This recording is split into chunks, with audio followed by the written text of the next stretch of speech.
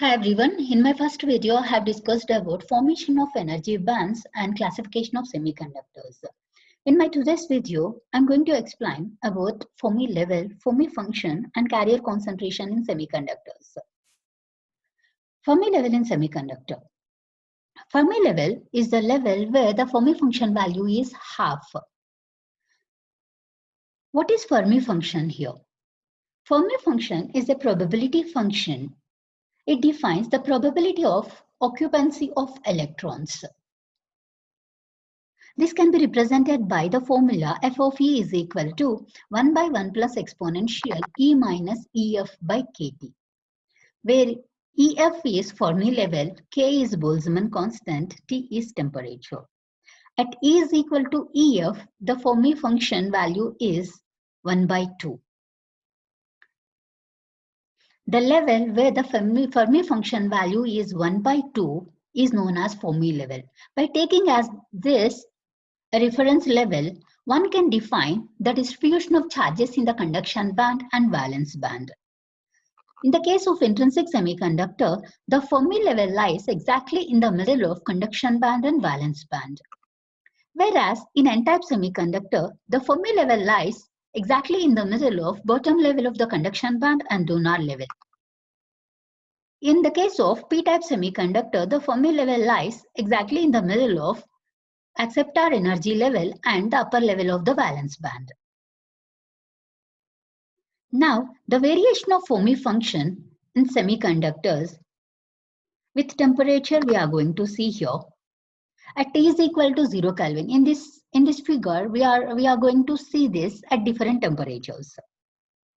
At T is equal to 0 Kelvin. This is valence band and this one is conduction band. This is the shape of the Fermi function at T is equal to 0 Kelvin. Because at T is equal to 0 Kelvin, above the Fermi level, no electrons are there in the conduction band. As we increase the temperature of the material, then valence band electrons move to the conduction band. Then this is the shape of the Fermi function. And now, as you further increase the temperature of the material, that means at high temperatures, valence band electrons can move to the conduction band. More number of electrons are present in the conduction band at high temperatures. So this is the Fermi function at conduction band. And here this is the Fermi function at valence band.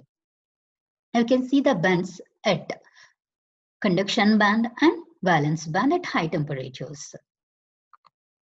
Now we see the variation of Fermi functions in n-type and p-type semiconductors. This first one is for intrinsic semiconductor. This is the variation of Fermi function. At Fermi level, the Fermi function value is half. So this is 0 and this is 1. Exactly where we are getting 0.5, at that position, we can see the Fermi level. Now, in the case of n-type semiconductor, this is EC, bottom level of the conduction band, and this is Fermi level, and red color dots are donor energy level. Here, this pink color region shows us the Fermi function. This describes the occupancy of electrons in the conduction band. And next, p-type semiconductor. This is the shape of the Fermi function in p-type semiconductor. Here, this is the top level of valence band EV, and this is Fermi level, and this is acceptor energy level. So this blue color region shows us the probability function of presence of holes or the probability function of absence of electron. This is about the Fermi functions in n-type and p-type semiconductors. Now the carrier concentration we can calculate by using a simple formula, that is N of E dE into F of E. N of E dE tells us the density of energy states in the energy interval En E plus dE. F of E is the probability function.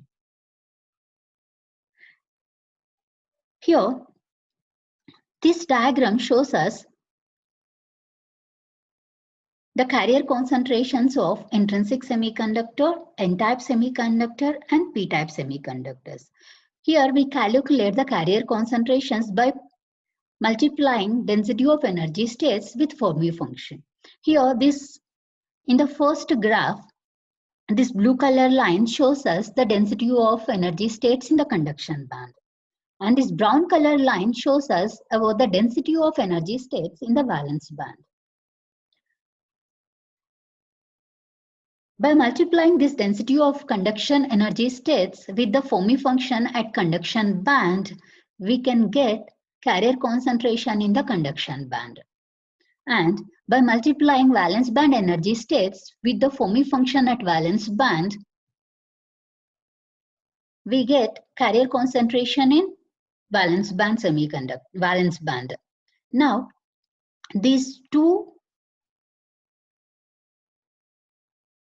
curves shows us about the carrier concentration in conduction band and valence band, and these two sizes are same. This shows us that the carrier concentration in the conduction band is equal to the carrier concentration in valence band. Number of electrons in the conduction band is equal to the number of holes in the valence band in the case of intrinsic semiconductor. Now we go with N-type semiconductor. Again same. Multiplying conduction band energy states with the Fermi function at conduction band, we get carrier concentration in conduction band. Multiplying valence band energy states with the Fermi function at valence band results carrier concentration in valence band. Here, in the case of N-type semiconductor, number of electrons in the conduction band is more than the number of holes in the valence band. So that we are getting here the size of this blue color region is more than the size of this. And then go with P-type semiconductor. Here, same.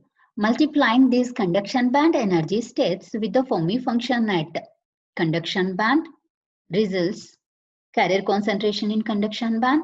Multiplying valence band energy states with the Fermi function at valence band gives the carrier concentration in valence band.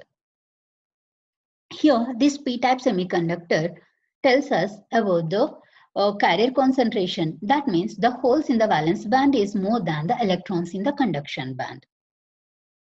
This is about carrier concentrations, graphical representation of carrier concentrations in intrinsic semiconductor, N-type semiconductor, and P-type semiconductor. In today's topic, I explained you about Fermi level in semiconductors and Fermi function. Now the carrier concentration in intrinsic semiconductor, N-type semiconductor, and P-type semiconductor. Thank you all.